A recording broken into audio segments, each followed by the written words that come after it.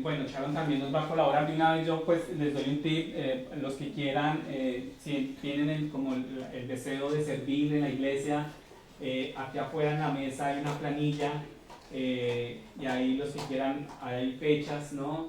Ustedes pues miran también su cronograma sus programas que tengan, pero pueden colocar su nombre ahí cuando deseen y quieran servir, para estar con los niños. Ahí hay un programa, un libro, eh, hay un currículo bíblico para poder enseñarles, entonces es muy fácil de aplicarlo a ellos.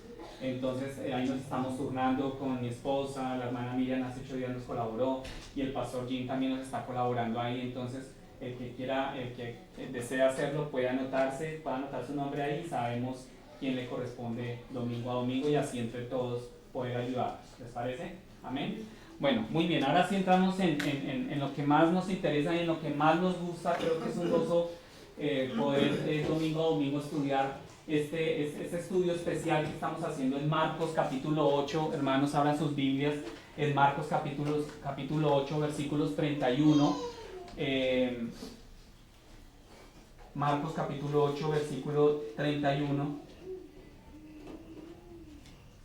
Del 31 hasta finalizar el 31 y saltamos un poco capítulo 9, versículo 1. Damos ese salto ahí y terminamos en el 9.1. O sea, seguimos derecho, 8.31, seguimos hasta el noveno y capítulo 9 solo tocamos el versículo 1. ¿Listo? El tema que tenemos el día de hoy, el costo de la salvación. Costo de la salvación. ¿Cuánto creen que cuesta nuestra salvación? ¿Cuánto creen que cuesta nuestra salvación? Bueno, yo sé que allá desde sus sillas empiezan a hacer cálculos, ¿no? ¿Cuánto cree que cuesta tu salvación? ¿Tú me entiendes bien el español? Sí. ¿Sí? Español. Very good. Very good. Bueno, muy bien. ¿Cuánto creen que cuesta tu salvación? Te lo pregunto a todos. ¿Cuánto creen que cuesta su salvación? ¿Sí? El título de nuestro estudio, de nuestra predicación el día de hoy es el costo de la salvación. ¿Listo? ¿Cuánto creen que cuesta nuestra salvación? Bueno, vamos a estudiar, entre ustedes y yo vamos a trabajar unidos para poder darle desarrollo al tema de hoy. En la línea de tiempo, ustedes saben, hermanos, de 3 años del ministerio de Jesús, el ministerio terrenal, cuando Él estuvo acá, este es el periodo de aproximadamente 6 meses. Lo que vamos a leer hoy es un periodo 6 meses antes de lo que se venía del final de Cristo acá en la tierra, ¿no? Es decir, la cruz, ¿sí? Es decir, todo lo que Él tuvo que vivir allí en la cruz para dar su vida por nuestro pecado. O sea, lo que vamos a leer hoy son 6 meses antes de lo que va a ocurrir allí en la cruz. Y ahora hemos aprendido y hemos estudiado que domingo a domingo multitudes de personas lo siguen constantemente. Hemos escuchado aquí la palabra, grandes multitudes siguiéndolo. La popularidad de Jesús era bastante grande y a menudo Jesús y sus discípulos ni siquiera escuchábamos en la palabra durante varios domingos que sus discípulos y Jesús ni siquiera tenían tiempo para comer. Había momentos donde ni siquiera tenían tiempo para comer y descansar, ¿verdad? En estos 3 años de ministerio terrenal de Cristo eran jornadas titánicas, bastante pesadas, enseñando, haciendo milagros, supliendo la necesidad de la gente, ¿sí? Y todo eso lo hemos visto acá domingo a domingo. Y varios evangelios nos dan esa información, ¿sí? No solamente Marcos, sino todos los evangelios. Incluso cuando intentaban alejarse para descansar, dice la palabra que la multitud lo seguía y Jesús servía a la gente. Cuando Jesús quería tomarse un tiempo con sus discípulos para descansar, es más, hubo una ocasión donde Jesús quería orar, ¿no? Y no lo dejaron orar, ¿no? Porque llegaron las multitudes, llegaron las necesidades de las personas y en ningún momento de estos Jesús dijo no, o cerró la puerta, ¿no? No hubo un momento así. Jesús sanaba a muchos de los que acudían a Él y siempre estaba enseñando la palabra de Dios. Siempre estaba enseñando la palabra de Dios. Y es lo que nos pasa a ustedes y a mí. Todo el tiempo el Señor nos da la oportunidad de abrir la Biblia y estar aprendiendo. Todo el tiempo el Espíritu Santo nos está enseñando. Yo sé que ustedes allá en sus casas cuando abren las Biblias, ¿cierto? Espero que las Biblias no estén empolvadas, ¿cierto que no? No están empolvadas, no. Sino que las Biblias las abren día a día y el mismo Espíritu Santo te está enseñando. Te está enseñando. Y esto era lo que hacía Jesús. Jesús sanaba a muchos de los que acudían. Muchas veces nosotros llegamos enfermos espiritualmente, decaídos, desanimados. Ustedes saben hoy en día en el mundo cuántas enfermedades, no solamente físicas, ¿no? Sino emocionales, ¿no? Hoy en día está en un top bastante alto la depresión. ¿Se han escuchado sobre la depresión? Una enfermedad, y ya la catalogan como una enfermedad mental, ¿no? Fuerte, que llega incluso a la muerte a esa persona. Entonces, acudían al Señor, nosotros acudimos al Señor cada vez que abrimos la palabra del Señor. Uno no lo percata, ¿no? Pero el Señor, cuando estamos estudiando su palabra, Él nos está guiando, Él nos está supliendo, Él nos está dando, Él nos está sirviendo. Y eso pasaba en esos tiempos. Jesús estaba enseñando a los discípulos a servir a los demás, ¿sí? Y compartir la buena noticia acerca de quién es Él. ¿Quién es Él? Y cada domingo hemos visto eso acá. ¿Quién es Jesús en cada milagro que sucedió, en cada sanidad? Hemos visto la gloria del Señor, la gloria del Evangelio, en cada milagro. Y hemos aprendido que los milagros de Jesús muestran que Él es el Mesías, que Él es el Mesías, el prometido que viene del Padre para salvar a su pueblo. Y hace 8 días veíamos la confesión de Pedro, ¿sí? Que Jesús era el Cristo, el Hijo de Dios viviente. Y hablábamos que el cristianismo hoy en día es muy rápido para decir que es cristiano y que sigue a Cristo. O sea, lastimosamente nuestra lengua la movemos más rápido que lo que realmente vivimos, ¿no? Porque no, soy cristiano, sigo a Cristo, pero a la hora de la verdad, o como decimos en mi tierra, a la hora del té, ¿no? Tu vida no refleja a Cristo. Entonces, hay un problema acá de coherencia porque decimos ser una cosa, pero no la mostramos, ¿sí? Y entendemos aquí, en este estudio que hemos hecho en Marcos, que Jesús muestra que Él es el Mesías, que Él es el Cristo. Pero decir que soy cristiano no es poca cosa, hermanos. Decir que sigo a Cristo, nuestro Rey y Salvador, nuestro Señor y nuestro Salvador, no es poca cosa. Y eso lo tomamos como una palabra, como un cliché, ¿no? Lo decimos muy rápido. No, es que yo soy cristiano. Y ya, o sea, como que lo digo y ya es como automático, ¿no? Parecemos robots. No, yo soy cristiano. Y muchas veces la gente dice, ¿tú eres cristiano? Sí. No, mejor no digas que eres cristiano. Es mejor que no, ¿cierto? Guarde silencio, porque tu vida no demuestra que vives bajo, por lo menos bajo este parámetro, ¿sí? Entonces, justo antes de retomar el tema de esta semana, Pedro acababa pues de confesar esto, y él entiende que Jesús es el Mesías, el Santo de Israel, el Salvador y el Redentor de Israel. Inmediatamente después de esto, hermanos, Jesús le advierte estrictamente que no se lo diga a nadie. ¿Sí recuerdan? Que Jesús le da la orden que no se lo digan a nadie. Y ustedes entienden que el Mesías, entendemos que el Mesías vino a sufrir y a morir. Luego, al final de los tiempos, Él regresará para reinar como rey, ¿sí? Y en este momento parece que muchas personas esperaban algo completamente diferente del Mesías. O sea, el pueblo, es decir, todo el pueblo, todas las personas, esas multitudes que seguían a Jesús, esperaban algo totalmente diferente del Mesías, del Cristo, del prometido. Esperaban algo diferente, pensaban que Él vendría a reinar sobre Israel y a cambiar una sociedad políticamente. Ellos estaban atrapados en un régimen político bastante fuerte, ¿sí? Y ellos estaban esperando que el Mesías, que este Señor, los librara de este régimen, ¿no? Y lo que no entienden es que el Mesías iría a la cruz para pagar por nuestros pecados. Obviaron totalmente eso, no entendían eso. De hecho, hasta sus discípulos entraron como en confusión, ¿no? Y no podían entender el Señor a qué vino, ¿no?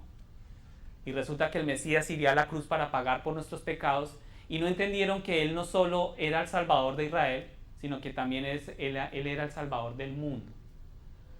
Y que lo que Él venía a restaurar y hacerlo nuevo no son las cosas externas de este mundo. Y lo vimos acá también un domingo. ¿Qué es lo que el Señor vino a hacer nuevo? ¿Quién me dice? Nuestros corazones. El pueblo no entendía que el Señor vino era a hacer algo nuevo, algo interno, ¿no? En el hombre. Y hablábamos que el problema no está en mi jefe, el problema no está en mis hijos, el problema no está en mi esposa, el problema no está en mi familia, en mis padres, mis hermanos. Cuando vemos que todo esto torna muchas veces en discusiones, en problemas, en pleitos, ¿no? Vemos pleitos hasta el nivel global, ¿no? Presidentes, nación contra nación, pero el problema no radica en lo exterior, el problema no radica en el otro, en el que está a mi lado. Porque allá ahorita empiezo a ver muchas parejas, esposas o esposos dándose codazos. Mira, ahí le están hablando, ahí le están hablando. No, el problema no está en el que está al lado mío. El problema está dentro de mí. El problema está en el corazón. Y eso era lo que el pueblo no entendía, ¿cierto? Y por eso titulamos el mensaje de hoy, el costo de la salvación. Y aquí es donde retomamos en esta semana y vamos a leerlo para entrar en contexto. Tomen sus Biblias, por favor, y vamos a leerlo. Marcos capítulo 8, versículo 31. Seguimos derecho hasta el versículo 1 del capítulo 9. Dice así su palabra. Jesús comenzó a enseñarles que el Hijo del Hombre debía padecer muchas cosas y ser rechazado por los ancianos, los principales sacerdotes y los escribas, y ser muerto, y después de 3 días resucitar. Y les decía estas palabras claramente. Entonces Pedro lo llevó aparte y comenzó a reprender a Jesús. Pero él, volviéndose y mirando a sus discípulos, reprendió a Pedro y le dijo: quítate de delante de mí, Satanás, porque no tienes en mente las cosas de Dios, sino las de los hombres. Llamando Jesús a la multitud y a sus discípulos, les dijo: si alguien quiere venir conmigo, niéguese a sí mismo, tome su cruz y sígame. Porque el que quiera salvar su vida, la perderá. Pero el que pierda su vida por causa de mí y del evangelio, la salvará. ¿O de qué le sirve a un hombre ganar el mundo entero y perder su alma? ¿Qué dará un hombre a cambio de su alma? Porque cualquiera que se avergüence de mí y de mis palabras en esta generación adúltera y pecadora, el Hijo del Hombre también se avergonzará de él, cuando venga en la gloria de su Padre con los santos ángeles. Y Jesús les decía: en verdad les digo que hay algunos de los que están aquí que no probarán la muerte hasta que venga el reino de Dios, después de que haya venido con poder. Amén. Interesante palabra. Espero, hermanos, que tengan el entusiasmo, la concentración para estar conmigo, seguirme y que esta palabra, estas semillas caigan en terreno fértil y pueda dar fruto. Ahora, aquí, ¿cómo debemos entender lo que acabamos de leer? En primer lugar,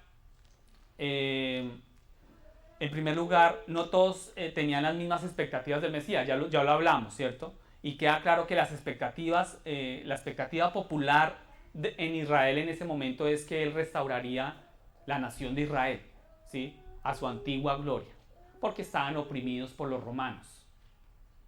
Entonces ellos estaban esperando era que los restaurara y los liberara de esa opresión romana.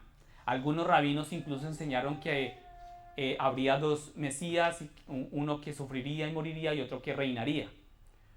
Pero no es difícil entender por qué la gente estaba confundida. En ese momento la gente estaba confundida y quería ser libre, ¿sí? Aparte de sus necesidades que hemos visto, de todos los milagros de alimentos, la multiplicación de los panes, los peces, todo lo que el Señor hizo, aparte de esas necesidades, estaban en opresión, sociopolíticamente hablando, ¿sí? Entonces Jesús sabe esto y confronta la confusión con referencias a las escrituras que veremos en breve. En segundo lugar, vemos lo que realmente queremos ver, es que Jesús está revelando a sus discípulos un secreto o un misterio del reino que ha sido expuesto en las escrituras desde el principio, pero que nadie ha visto con claridad, ¿sí? Entonces, ese secreto es que el Mesías debe sufrir. O sea, aquí el Señor lanzó una perla, ¿no? Que alumbra al mundo entero, una perla bastante poderosa, con una connotación bastante fuerte, y el secreto es que el Mesías debe sufrir y luego entrar en su gloria. Entonces todos como que quedaron, ¿verdad? Ellos esperaban otra cosa, resulta que el Mesías debe sufrir y luego entrar en su gloria. Él debe venir primero a sufrir, morir y resucitar, luego vendrá de nuevo para reinar con poder y gloria. Y la primera promesa del Salvador la vemos en Génesis. ¿Sí sabían que en Génesis capítulo 3, versículo 15, hermanos, vemos la primera promesa de nuestro Salvador? Por eso es que debemos caminar desde el Génesis hasta el Apocalipsis, toda la palabra. Tenemos que meditarla.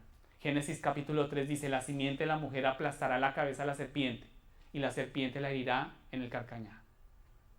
Esa promesa de un Salvador fue dada justo después del primer pecado de la humanidad. El primer pecado, la primera sublevación que hubo del hombre hacia Dios, ¿sí? En Ezequiel se hace referencia al Hijo del Hombre. ¿Cuántos han escuchado este término del Hijo del Hombre? ¿Cuántos? Amén. ¿Cierto que sí? Lo hemos leído.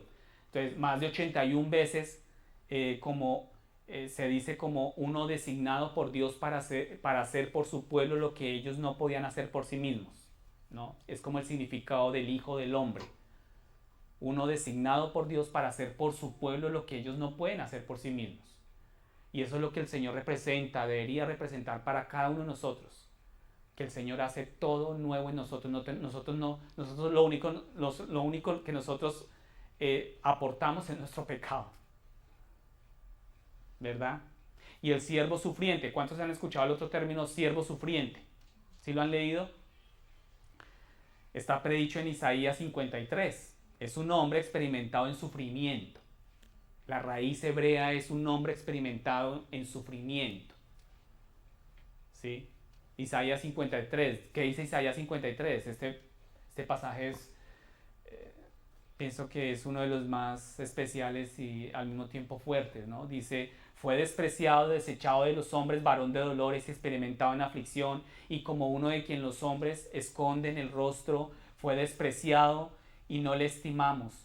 Ciertamente Él llevó nuestras enfermedades, cargó con nuestros dolores, con todo nosotros le tuvimos por azotado, por herido de Dios y afligido. Mas Él fue herido por nuestras transgresiones, molido por nuestras iniquidades, el castigo por nuestra paz cayó sobre Él, y por sus heridas hemos sido sanados o curados, dice otras versiones, ¿sí? Isaías 53, 3, 5. Entonces, hermanos, como mencionamos, los rabinos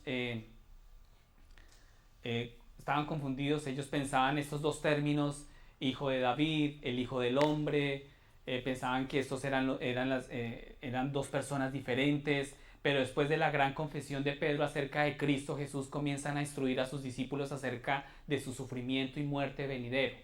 Es decir, hermanos, aquí en este pasaje que acabamos de leer, vemos, al finalizar, vemos términos de la gloria, ¿no? O sea, que el Señor lo esperaba, la gloria.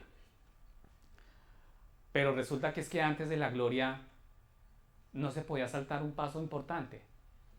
¿Cuál era? El sufrimiento.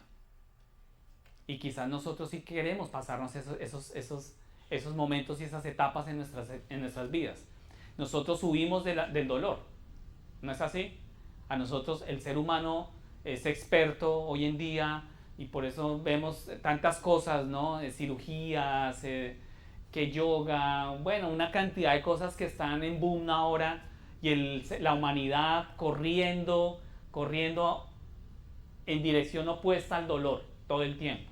¿No se han dado cuenta? Nosotros nos incomodamos, no queremos estar incómodos, queremos vidas felices, vidas tranquilas, y entonces hacemos todo lo que podamos, que esté a nuestro alcance, para que nuestra familia, nuestras finanzas, todo esté estable, ¿cierto? Todo esté estable. Y no estoy diciendo que el Señor no quiera eso para nosotros, ¿verdad? Pero muchas veces eso se convierte en nuestro Dios, ¿no? El estar así, y cuando el Señor permite cosas difíciles, entonces ahí ya no me quiero someter, no me gusta estar incómodo, no me gusta el dolor, no me gusta llorar.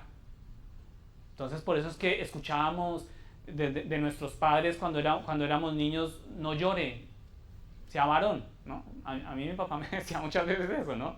Usted es un niño, no llore, ¿cierto? Y todo el tiempo la humanidad está corriendo en dirección contraria al dolor. Entonces acá vemos cómo el Mesías, el hijo de David, el hijo del hombre, después de esta gran confesión de Pedro, comienza a instruir a sus discípulos acerca de su sufrimiento y muerte venidero, luego la gloria de su resurrección y la realidad de su futuro regreso. También deja claro que el mismo curso de la vida para los discípulos es la misma, ¿no? O sea, ni los discípulos ni Jesús se escaparon de ese paso de aflicción y dolor. Pero nosotros pretendemos escaparnos o saltarnos ese escalón, ¿sí? Queremos saltarlo, no nos gusta. Pero resulta que es que ese dolor, esas lágrimas, me llevan a mirar al cielo, me llevan a postrarme, ¿no? Y el Señor las permite por algo, ¿verdad? Él conoce qué tanto orgullo hay en mi corazón, Él conoce qué tantos ídolos hay en mi corazón, ¿no? Él lo conoce todo, Él conoce mi futuro, Él sabe qué me conviene, pero nosotros queremos ir contrario al camino que Él quiere. Entonces, con eso en mente, retrocedamos y observemos más de cerca la primera sección de lo que acabamos de leer, versículo 31. Pasen conmigo al versículo 31. La introducción de hoy estuvo un poco más extensa, como se dieron cuenta, pero era necesaria. O sea, el pasaje que tenemos hoy es bastante denso, tiene mucha riqueza, tiene mucho por qué escarbar, ¿no? Nosotros estamos aquí como aquellos obreros en la mina, ¿no? Con la pica, dándole a la montaña para tratar de sacar los tesoros de su palabra. El versículo 31 dice: y comenzó a enseñarles, ¿no? Aquí empezamos a ver, y permítame señalar, esta es la primera predicación que Jesús ha dado acerca de su muerte. Aquí hablábamos que esto está ocurriendo 6 meses antes ya de su final, ¿no? De lo que el Señor le iba a tocar, ¿no? La aflicción tan fuerte que él iba a vivir. Entonces, esta es la primera predicación que Jesús ha dado acerca de su muerte y resurrección. También reiterará esto a sus discípulos muchas veces de ahora en adelante. Y lo que debemos notar aquí es que inmediatamente después de que Pedro dijo: tú eres el Cristo, el Mesías, después de tan magnífica confesión de Pedro, ¿no? O sea, Pedro se lució con esa confesión. Inmediatamente Jesús se refiere a sí mismo como el Hijo del Hombre, ¿no? ¿Y por qué los ancianos y los principales sacerdotes y los escribas rechazaban a Jesús y se oponían y lo llevarían a ese final? Ellos no creen que Él es el Mesías, no creen que Él sea el Hijo de David. ¿Y qué tienen de malo los maestros y dirigentes de Israel? El Hijo del Hombre es el Hijo de David, ¿sí? Entonces vemos acá, pasen conmigo al versículo 32, hermanos. El versículo 32 aquí nos muestra y les decía esas palabras claramente, y Pedro le llevó aparte y comenzó a reprenderlo. O sea, después de que Jesús empieza a predicarle sobre su final, sobre lo que él tenía que padecer y sufrir, resulta que Pedro, después de dar una confesión tan, ¿no? Que uno se imagina a todos como yéndose para atrás después de tremenda confesión, resulta que Pedro se le ocurrió llevarse aparte a su maestro, y vemos en el versículo 33 que en el 32 dice: y comenzó a reprenderle. O sea, Pedro lo llevó aparte y comenzó a reprenderle. ¿no? A este Pedro que, que, que se parece mucho a muchos de nosotros acá, ¿no? ¿Sí? O sea, uno se ríe de Pedro, ¿no? Y uno a veces hasta lo juzga, ¿no? Fuerte a él. Pero resulta que nosotros también tenemos muchas veces esas mismas, eh, ese mismo carácter, ¿no? Que sube y a veces baja y tenemos esos momentos donde estamos bien con el Señor, pero mañana ya se nos olvida. Y resulta que aquí Pedro empieza a reprenderle. Y en el versículo 36 dice, mas él volviéndose y mirando a sus discípulos reprendió a Pedro y le dijo, quítate delante de mí, Satanás. Resulta que es que esta reprensión de Pedro, más bien esta reprensión de Jesús a Pedro fue más pesada que la reprensión de Pedro a Jesús. O sea, Jesús no se dejó, él no se iba a dejar sacar de sus propósitos. Su propósito final era abrazar la cruz. Y él sabía lo que venía bien más adelante. Él sabía lo que correspondería a abrazar la cruz. Y dice que él reprendió a Pedro de una forma fuerte y le dice, quítate delante de mí, Satanás. Ahora, lo primero que debemos entender acerca de ese intercambio es que se trata de una reprensión fuerte y pública por parte de Jesús. Jesús tenía un objetivo claro y era la cruz. Y aquí vamos a empezar a darnos cuenta la pregunta que les hice al comienzo. ¿Cuánto cuesta nuestra salvación? ¿Cuánto cuesta? Resulta que aquí Jesús no se dejó intimidar, no se dejó desviar, no se dejó salir de su camino, de su propósito y reprende a Pedro. ¿Sí? Lo reprende públicamente. Jesús habló abiertamente y esto significa delante de otros discípulos, ¿sí? Delante de otros discípulos, reprendió a Pedro y le dijo, volviéndose y mirando a sus discípulos, o sea, aquí ya estaba con todos, lo reprendió. Pedro tomó a Jesús aparte para reprenderlo, pero luego Jesús volvió a hacer pública la conversación y Jesús se volvió hacia sus discípulos y le dijo estas palabras a Pedro. Y aquí vamos a empezar a entender y la balanza, ¿no? Esos quilates de la salvación, yo pienso que empiezan a caer hacia un lado, ¿no? Porque vamos a empezar, que el Espíritu Santo nos ayude a entender y a dimensionar, sí, gracias, a dimensionar lo que representa y lo que significa la salvación en mi vida, en mi alma. ¿Por qué hizo eso Jesús? El problema fue que Pedro estaba pensando en las preocupaciones del hombre en lugar de las de Dios. Pedro puso sus ojos en el momento, ¿no? Entonces, de alguna manera, Pedro pensó que era una buena idea oponerse al maestro y reprenderlo. Porque Pedro tenía sus ojos puestos en el mundo, en las cosas físicas. Que muchas veces eso nos ocurre a ustedes y a mí, ¿no?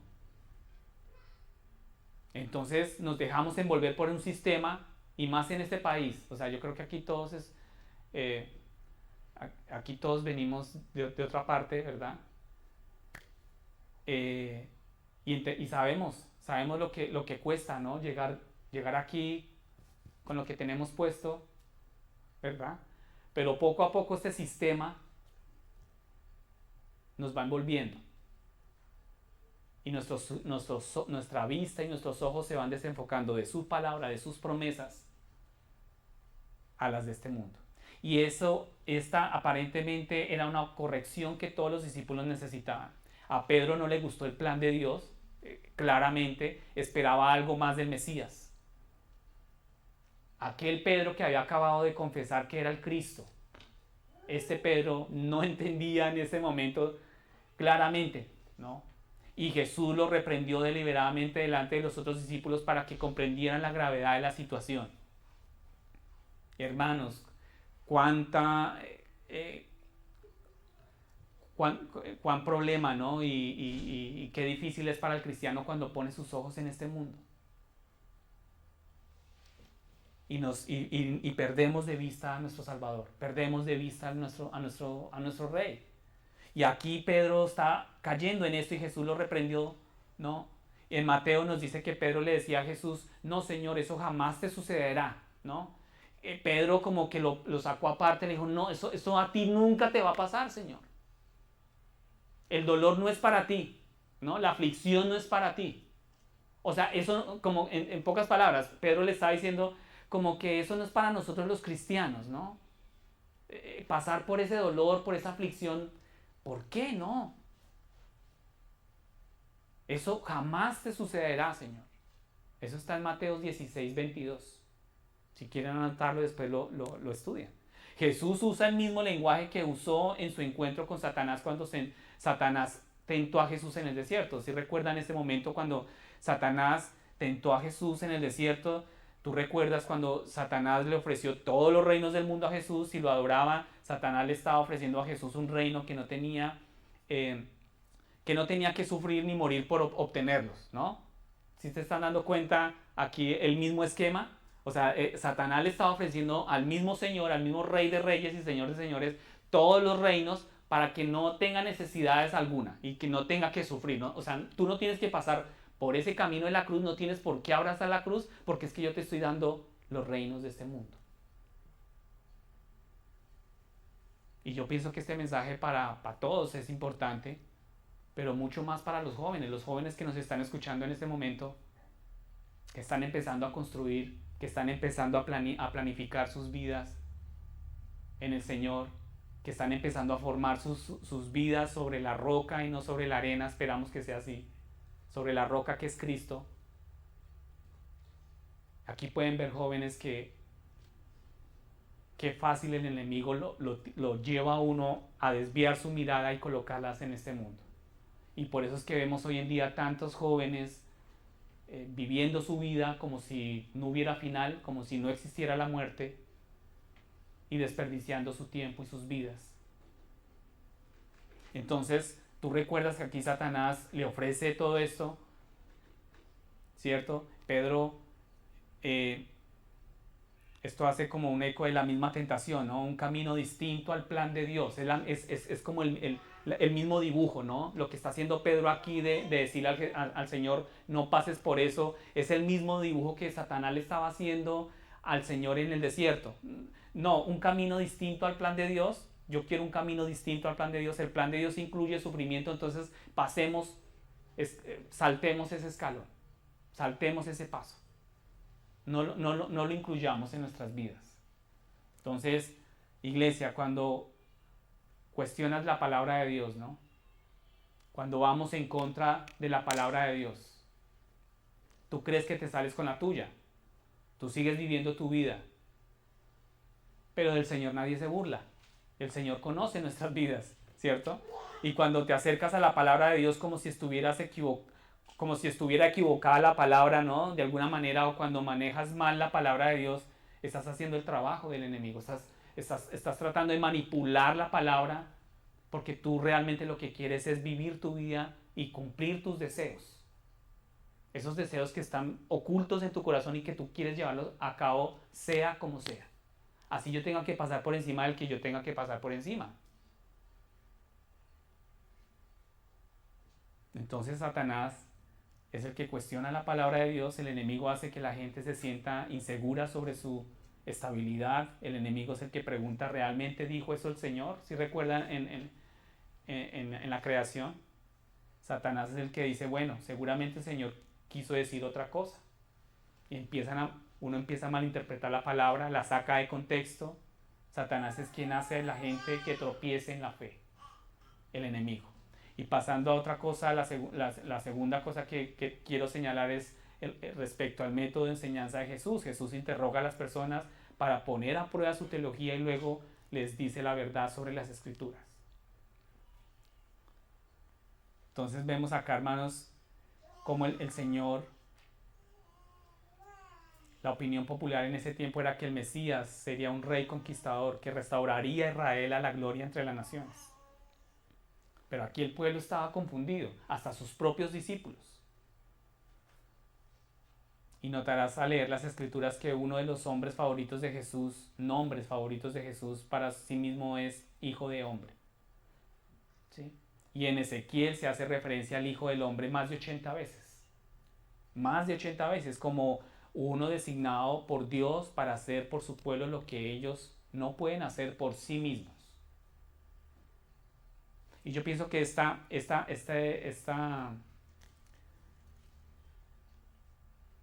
significado del Hijo del Hombre, uno designado por Dios para hacer por su pueblo lo que ellos no pueden hacer por sí mismos, nos derriba completamente nuestro orgullo.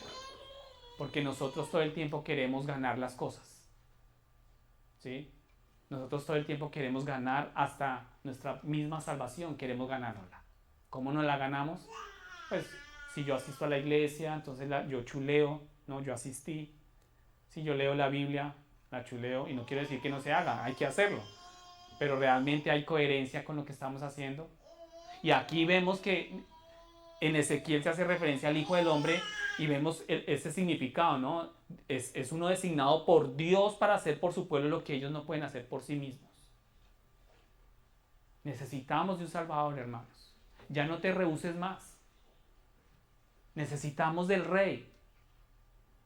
O quizás de pronto tú has venido por durante muchos años siguiendo al Señor como Salvador, pero no quieres aceptarlo como un Rey. Quieres los beneficios del Salvador, pero no te quieres someter a sus instrucciones. ¿Y tú dónde obtienes las instrucciones del Rey? En la palabra, acá están sus instrucciones, ¿verdad? Sus mandamientos están ahí, pero ya no queremos obedecer sus mandamientos. Y ninguno de nosotros puede salvarse a sí mismo, no podemos expiar nuestros pecados. Jesús quiere que entendamos esto y Él está destinado a sufrir y a morir por nuestra salvación. Y algo más que Jesús quiere que entendamos es que mientras lo sigamos también vamos a sufrir, ¿no? Y yo sé, hermanos, y perdónenme que sea tan insistente en esto, yo sé que hay púlpitos, hay iglesias que predican sobre la prosperidad, sobre la felicidad todo el tiempo, sobre el que tú tienes que conquistar, que tú eres llamado a conquistar. Y pueda que en parte eso sea cierto, hermanos. Pero es que el sufrimiento ya no lo predican, ¿no? Ya no predican de arrepentimiento, ya no predican, o sea, supuestamente estamos tratando de imitar a nuestro Señor y Salvador, y el Señor y Salvador abrazó su cruz, pero yo no quiero abrazar mi cruz. ¿Cuál es tu cruz? Ponle el nombre lo que tú estés viviendo, ponle el nombre de tu cruz. ¿Cuál es tu cruz? ¿Cuál es tu cruz? Ponle el nombre que tú quieras. ¿Alguna enfermedad? ¿Algún problema familiar? Esa es tu cruz. Pero no queremos abrazarlo. Y lastimosamente desde muchas iglesias, desde muchos púlpitos, se predica lo contrario. Porque precisamente queremos huir de esa aflicción, de ese dolor. Entonces Jesús aclara sus expectativas para sus seguidores, Él reafirma el plan de Dios para la multitud. El plan de Dios es que la gente crea que Jesús es quien dice ser y luego le siga hacia a una nueva vida. Pasen conmigo al versículo 34, hermanos. Aquí en el versículo 34 vemos que a muchas personas no les gusta oír que el plan de Dios incluye el sufrimiento y la muerte, ¿no? De hecho, muchos pastores hoy en día, tomando la decisión consciente de no enfatizar en las escrituras que podrían hacer que sus feligreses se sientan incómodos o sea, muchos pastores no quieren que sus asistentes se incomoden, ¿no? Con el sufrimiento, con el pecado, entonces ya como que no hablamos mucho de esto, como que ya no se predica mucho de esto, no exponemos la palabra como viene, como está diseñada por el Espíritu Santo. Y obviamos esto. Pero iglesia, hermanos, no es coherente con el mensaje del Evangelio. No es coherente con el Evangelio. Estamos viendo a un Cristo que no se quiere, no quiere que nadie lo desenfoque. Estamos viendo que aún su discípulo, quizás que el que más quería, Pedro, le reprendió, pero él no quiso, él no aceptó esa reprensión, ¿cierto? Entonces no es coherente el mensaje del Evangelio, hermanos. Y un Mesías que no quiere arrepentimiento, que no requiere arrepentimiento y cambio, no es el Jesús de las Sagradas Escrituras, Si a ti el Señor no te lleva cada vez que tú abres tu Biblia y no te lleva a que tú dobles tu rodilla, que tú te postres y te arrepientas, no es el Jesús de las Escrituras. Este es un Jesús completamente diferente y este es un Jesús inventado en la mente de muchos creyentes hoy en día. ¿No? Hoy en día las iglesias están llenas de creyentes, cristianos, que han formado otro Jesús que no está acá. ¿Sí? Entonces, ese es el gran problema, hermanos. Entonces, esto debería hacernos detenernos. Hermano, tú que estás hoy acá, no es casualidad para que tú te detengas y pensar en el tipo de compromiso que implica sufrir y morir voluntariamente a mis deseos, a lo que yo estoy viviendo y a mi vida. Negarse voluntariamente a uno mismo, cosas que uno puede desear con el fin de servir a otros, con la esperanza de que Dios provea una oportunidad para el ministerio. Este es el Hijo del Hombre. Negarse voluntariamente. ¿Y cuánto nos cuesta negarnos a nosotros y pensar en los demás? Porque somos egocéntricos, ¿cierto? Somos muy egocéntricos, pensamos solo en nosotros y nos cuesta servir.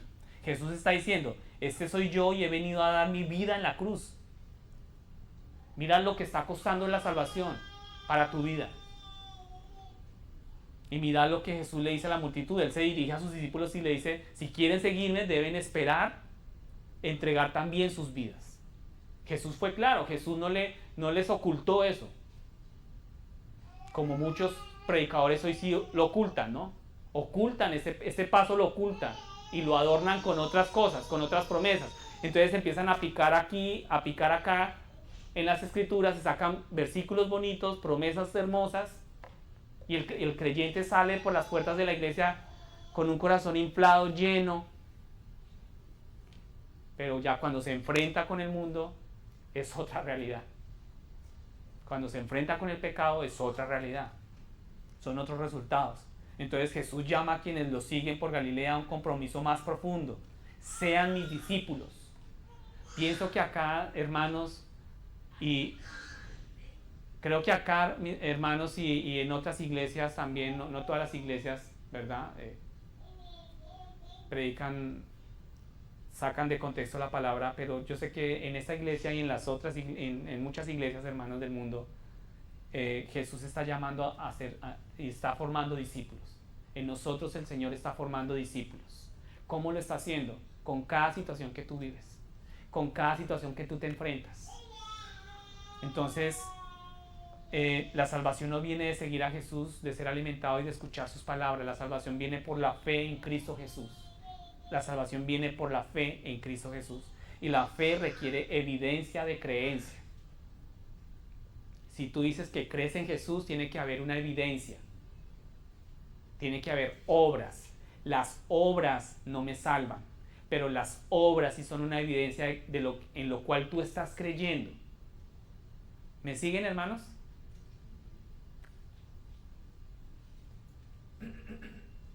Las obras, tiene que haber una evidencia. Tiene que haber una práctica. Cuando salgamos de acá, cuando empecemos mañana nuestra semana en nuestros colegios, jóvenes aquí que están ya en sus colegios, nosotros en nuestros trabajos, en el entorno en el que estemos, en nuestros hogares, yo tengo que llegar y mostrar a Cristo. Mostrar a Cristo. Tiene que haber una coherencia. La fe genuina puede comenzar con tu confesión de Cristo. Si Dios te ha traído al arrepentimiento y a la fe, y esto ha dado como resultado tu confesión, no dudes de ello, hermanos. Pero a medida que caminas con Cristo, tu vida debe ir cambiando. Tiene que haber un proceso de santificación. Si no, entonces tú no has nacido de nuevo. Tiene que haber un proceso de santificación, hermanos. Nosotros no podemos llevar toda la vida, en nuestra vida cristiana, luchando con aquel pecadito, ¿no? Aquel pecado oculto que tenemos durante todo el tiempo. No, hermanos. Tiene que haber un cambio. Tiene que haber un cambio. Si hemos creído en el Cristo de las Escrituras, Entonces, en un nivel básico debemos entender que las cosas mundanas pasan, hermanos. Nuestros ojos, la tentación del enemigo es que nos pongamos nuestros ojos acá en el mundo, ¿cierto? Dinero, fuerza, reconocimiento, que nos aplaudan, la comodidad, entretenimiento, ¿no? Hoy en día para los jóvenes el entretenimiento, eso, los jóvenes dirán, no, pero este man ahora con Marco ahora está solo contra nosotros. Pero yo sé que para los jóvenes hoy en día el entretenimiento en el mundo es todo para ellos, ¿no? Y esa es la invitación que el mundo da. Y finalmente debemos comprender que la búsqueda de aquellas cosas por encima de una relación personal con Cristo ya es una idolatría, es un ídolo. Amén. Entonces Jesús es muy claro al decir que para llamarse discípulo hay que hacer tres cosas: negarse a ti mismo, tomar tu cruz y seguir a Cristo. Aquí ustedes lo encuentran, eso no es algo que nos estemos inventando, tú lo encuentras en el versículo 34. Niégate a ti mismo, toma tu cruz y sigue a Cristo. Amén. Muchas veces necesitamos empezar a negarnos la comodidad, el entretenimiento para poder tener tiempo para hacer las cosas para el Señor. Versículo 35, pasen conmigo al versículo 35, hermanos. Porque el que quiera salvar su vida, el que quiera salvarla, ¿qué va a pasar? La va a perder. ¿Alguna vez alguien ha estado? Yo sé que sí, ¿no? Han estado en un funeral. ¿Cuántos han estado en un funeral? No importa la edad que tenga una persona cuando muera. No importa cuánto o poco hayan acumulado en esta vida. ¿A qué se reduce su existencia? ¿A qué se reduce? Algunas veces, no sé si tú has meditado en estos momentos cuando tú asistes a un funeral. ¿A qué se reduce la existencia del ser humano? Nosotros vivimos la vida como si no hubiese, ¿no?, un final, ¿verdad? Pero Cristo insta y le dice a sus discípulos: no pongáis vuestra esperanza en esta vida. Si buscáis ganar vuestra vida, tú la vas a perder. Y por eso era mi llamado, no solamente a los jóvenes, sino a todos: construyamos nuestras vidas sobre la roca que es Cristo. Si no la construimos sobre la roca, la estamos construyendo sobre la arena. Y cualquier viento, cualquier tormenta, la echará abajo. No importa lo que tú hayas esforzado, el sacrificio que tú hayas hecho, se va a caer. Pero si la formas en Cristo, va a perdurar. ¿De qué te sirve tener todos los tesoros de este mundo, los juguetes que da este mundo, los dulces que da este mundo, si la van a intercambiar por tu alma, si tu alma se pierde? No sirve de nada, hermanos. Versículo 37, pasen conmigo al versículo 36 y 37. Pues ¿qué dará un hombre a cambio de su alma? La respuesta obviamente es nada. No tenemos nada que dar, y por eso Cristo se entregó por nosotros. Cristo se entregó por nosotros. El sufrimiento y la muerte de Cristo en la cruz pagan el precio de nuestros pecados y hacen expiación por nosotros ante Dios.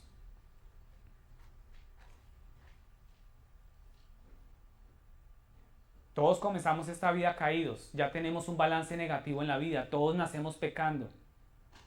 Y cada uno de nuestros pecados hace que este saldo negativo sea cada vez más alto. Es como aquella deuda, ¿no?, que tú tienes, esas deudas eternas en los bancos, ¿no?, que el crédito, el interés, eso, tú llevas toda una vida pagando. Todos morimos, la paga del pecado es muerte. Un pecado te hace pecador. Pasamos por esta vida continuando construyendo una deuda con Dios. O sea, nuestra estadía aquí en la tierra es aumentando esa deuda, ¿no? Porque cada vez que nos desenfocamos de su palabra, cada vez que nos desenfocamos de nuestro Rey y nuestro Salvador, pecamos. Todo el tiempo estamos rebelándonos contra nuestro Creador. Pero gracias a Dios por su gracia y misericordia en Cristo Jesús. Que Jesús intercambia su vida perfecta por nuestra vida imperfecta. Hay un intercambio ahí. Y esto solamente ocurre cuando tú crees y depositas tu fe en Él y te arrepientes. ¿Y qué es arrepentimiento, hermanos? Que tú giras, que ya no sigues caminando como tú venías caminando, con tus deseos y tus placeres. No, tú giras. Tú haces un giro brusco, a veces como cuando uno va conduciendo y el Señor se atraviesa, hace giros bruscos, o uno mismo se atraviesa. Así, tú tienes que girar bruscamente. Pero gracias a Dios porque en Cristo hay ese intercambio. La resurrección de Jesús reivindica su identidad como el Mesías y demuestra la gloria que viene para los redimidos cuando también resucitemos al regreso de Cristo. Iglesia, despierta. Iglesia, esto es un llamado para ti, cada uno de los que estamos aquí. No debemos pasar por alto el hecho de que esto estable, que supuestamente el mundo esté estable, no vaya a caer. En Cristo hay estabilidad, en Cristo está la esperanza. Primero sufriremos, pero luego entraremos en gloria. No todo es sufrimiento, ¿verdad? Llegará el momento en que pasemos a la gloria. Cuando llegan los problemas, las dificultades, no debemos despreciarlos, no debemos pensar que son inusuales o extraños, no debemos pensar, ¿por qué me pasa esto a mí? ¿No? Muchas veces caemos en esa queja, ¿no? Pero ¿por qué yo? Si yo tan bueno que soy. No mato, no robo, ¿verdad? Pero resulta que en mi corazón se albergó muchas cosas. Pero no debemos pensar que algo anda mal, ¿no? Iglesia, la verdad es que un día todos estaremos delante de Jesús. Tú tienes que entender que un día tú vas a estar delante de tu Rey y de tu Salvador, ¿no? Y nuestro tiempo en la tierra es limitado. Es limitado. Entonces, cuando los fariseos comenzaron a buscar una manera de matar a Jesús, él dijo en Juan 8:44, sois de vuestro padre el diablo y queréis hacer los deseos de vuestro padre. Él fue un homicida desde el principio y no se ha mantenido en la verdad porque no hay verdad en él. ¿Sí es lo importante que es mantenernos en la verdad? Cuando habla mentira, habla de su propia naturaleza porque es mentiroso y el padre de la mentira. Esto dijo Jesús a puertas ya de la cruz, ¿no? Pero gracias a Dios que aquellos que siguen a Jesús en la fe han sido adoptados a una nueva familia. Tú eres adoptado, adoptada a una nueva familia. ¿Pedro continuó cometiendo errores? ¿Quién cree? ¿Ustedes qué creen? ¿Pedro continuó cometiendo errores? ¿Sí o no? ¿Cierto que sí? Después de esto, pero ese no fue el final para Pedro. Así como tú y yo podemos cometer errores, pero ese no es el final para nosotros. Para los que creen en Cristo, no es el final. Pero los que no son discípulos son condenados por su pecado. Los que no se quieren dejar discipular. ¿Y qué es discipular? Moldear su corazón. Moldear su mente. ¿A la luz de quién? De la palabra, no del hombre, sino de la palabra. ¿Cuántos están dispuestos a ser discípulos? Esa es la gran pregunta, ¿no? ¿Cuántos quieren ser discípulos? Ya sabemos lo que implica ser discípulos. No es solamente venir cada 8 días a la iglesia. No. Ser discípulo es dejarme moldear a la imagen de Jesús. Y ya estamos viendo quién es el Mesías, quién es Jesús. ¿Qué hizo Jesús por mí? Abrazó la cruz. ¿Cierto? Pero los que no son discípulos son condenados por su pecado. Versículo 38, pasen conmigo al versículo 38. Porque cualquiera que se avergüence de mí, ¿sí? Entonces el plan de Dios para la salvación, nuestro pacto con Él incluye seguir a Jesús en un nuevo estilo de vida. Seguir a Jesús. Necesitamos entender exactamente qué quiere decir Jesús cuando habla de avergonzarse, ¿no? Si te avergüenzas de Jesús, no le hablarás a nadie de Jesús.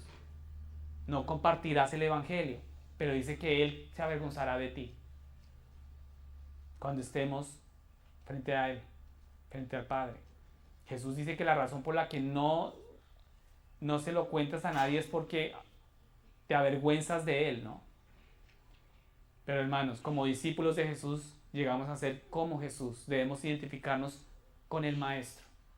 con el Señor. Pero si te avergüenzas de Él, no te identificarás con Él. Si no te identificas con Jesús y no te conviertes en su discípulo, entonces te identificas con el mundo. No podemos tener mitad aquí y mitad allá. El Señor no va a aceptar nosotros tratamos como de negociar con Él, ¿no? Nosotros toda la vida, no sé cuántos son buenos aquí para los negocios. Acá hay personas para los negocios pilos, ¿verdad? Pero creemos que con el Señor es lo mismo, ¿no? Señor, yo te doy esto, está bien, yo te entrego esto, pero déjame yo sigo complaciendo mis placeres y mis deseos en el mundo. No hay negocio así con el Señor, hermanos. Esta es una razón por las que cosas como la confesión de tu fe, ¿verdad? El bautismo, ¿no? Hemos hablado aquí muchas veces los que quieren ser bautizados, o la membresía en la iglesia es tan importante. Todo eso son oportunidades para identificarnos públicamente con Cristo y su iglesia. Con Cristo y su iglesia. Y el versículo, pasen conmigo al versículo 9, capítulo 9, versículo 1, y les decía, en verdad os digo que hay algunos de los que están aquí que no probarán la muerte hasta que vean el reino de Dios después de que haya venido con poder. Aquí Jesús se refiere al hecho de que algunos de esos mismos hombres lo verán morir en la cruz, también serán testigos oculares de su resurrección. Los que vieron morir a Jesús también serán testigos de su resurrección. Eso es lo que Jesús quiere decir cuando dice verán el reino de Dios venir con poder. Y en verdad, algunos de nosotros aquí hoy tal vez no probemos la muerte antes de ver a nuestro Señor regresar con poder. Nunca sabes cuándo puedes morir, nunca sabemos cuándo podemos morir, hermanos, y estar cara a cara con el Dios vivo y poderoso. Nunca sabemos cuándo Jesús podría regresar y mirar hacia arriba para verlo en las nubes, en poder y gloria. Pero es un llamado, hermanos, a escuchar su palabra. Yo quiero que se pongan en pie, por favor, hermanos, para terminar. Romanos 8:18 dice, porque no considero que los sufrimientos, escuchen muy bien este pasaje, Romanos 8, capítulo 8, versículo 18, dice, porque no considero que los sufrimientos de este tiempo presente sean dignos de compararse con la gloria que será revelada en nosotros. Esto es una palabra que debería llenarnos de esperanza, de luz. Vuelvo y la leo, hermanos, porque no considero que los sufrimientos de este tiempo presente sean dignos de compararse. No son dignos, no se pueden comparar con lo que vamos a vivir en la gloria que será revelada en nosotros a través de Cristo Jesús. Romanos capítulo 8, versículo 18. Jesús ha nacido, Jesús ha venido, y para concluir el día de hoy, permítame pedirles que abran o más bien les voy a leer también Daniel capítulo 7, versículos 13, dice, seguía mirando en las visiones nocturnas y aquí en las nubes del cielo venía uno como un hijo de hombre, ¿no? Está aquí el término, que se dirigió al anciano de días y fue presentado ante él y le fue dado dominio, gloria y reino para que todos los pueblos, naciones y lenguas le sirvieran. Su dominio es un dominio eterno que nunca pasará y su reino uno que no será destruido. Y este pasaje es un buen pasaje para concluir, para que cada uno de nosotros reflexionemos hoy. No hay salvación en nadie más que en Jesús, hermanos. No hay salvación en nadie más sino en Jesús. Solo Jesús. Así que con esto vamos a orar al Señor con esta canción y para ya terminar, hermanos. Adoremos al Señor.